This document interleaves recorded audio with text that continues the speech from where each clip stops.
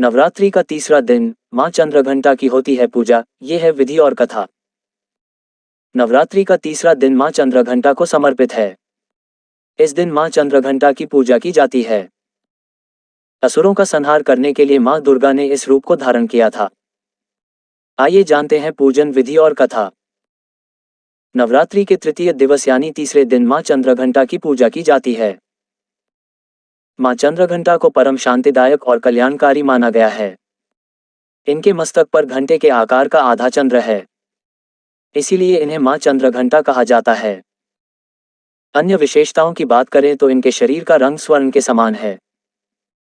मां चंद्रघंटा देवी के 10 हाथ हैं। इनके हाथों में शस्त्र अस्त्र विभूषित हैं। इनकी सवारी सिंह है।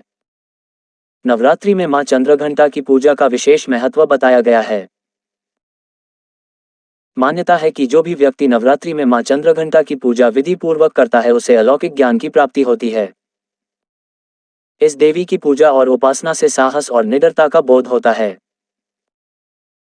जो व्यक्ति मां चंद्रघंटा की पूजा करते हैं उनमें मां सौम्यता और विनम्रता का भी आशीर्वाद प्रदान करती हैं। मां चंद्रघंटा की पूजा करने से रोग से भी मुक्ति मिलती है। पूजा विधि। पूजा प्रारंभ करने से पहले मां चंद्रघंटा को केसर और केवड़ा जल से स्नान कराएं। इसके बाद उन्हें सुनहरे रंग के वस्त्र पहनाएं। इसके बाद मां को कमल और पीले गुलाब की माला चढ़ाएं। इसके उपरांत मिष्ठान, पंचामृत और मिश्री का भोग लगाएं। मां चंद्रघंटा को प्रसन्न करने का मंत्र। या देवी सर्वभूतेषु मां चंद्रघंटा रूपेण संस्थिता। नमस्तस्यै नमस्तस्यै नमस्तस्यै नमो नमः। माता चंद्रघंटा की कथा। पौराणिक कथा के अनुसार जब दैत्यों का आतंक बढ़ने लगा तो मां दुर्गा ने मां चंद्रघंटा का अवतार लिया। उस समय असुरों का स्वामी महिषासुर था जिसका देवताओं से भयंकर युद्ध चल रहा था। महिषासुर देवराज इंद्र का सिंहासन प्राप्त करना चाहता था। उसकी प्रबल इच्छा स्वर्गलोक पर राज करने की थी। उसकी इस इच्छा को जानकर सभी देवता परेशान हो गए और इस समस्या से निकलने का उपाय जानने के लिए भगवान ब्रह्मा, विष्णु और महेश के सामने उपस्थित हुए।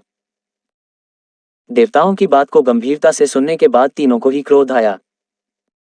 क्रोध के कारण तीनों के मुख से जो ऊर्जा उत्पन्न हुई उससे एक देवी अवतरित हुई, जिन्हें भगवान शंकर ने अपना त्रिशूल और भगवान विष्णु ने चक्र प्रदान किया। इसी प्रकार अन्य देवी देवताओं ने भी माता के हाथों में अपने अस्त्र सौंप दिए।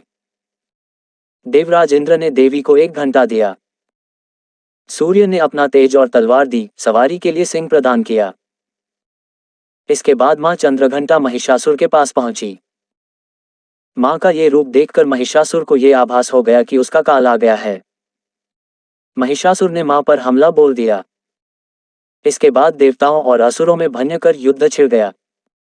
मां चंद्रघंटा ने महिषासुर का संहार किया। इस प्रकार मां ने देवताओं की रक्षा की।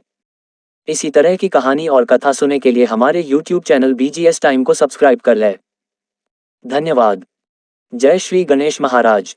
जय महादेव। जय माता पार्वती। जय माता दुर्गा।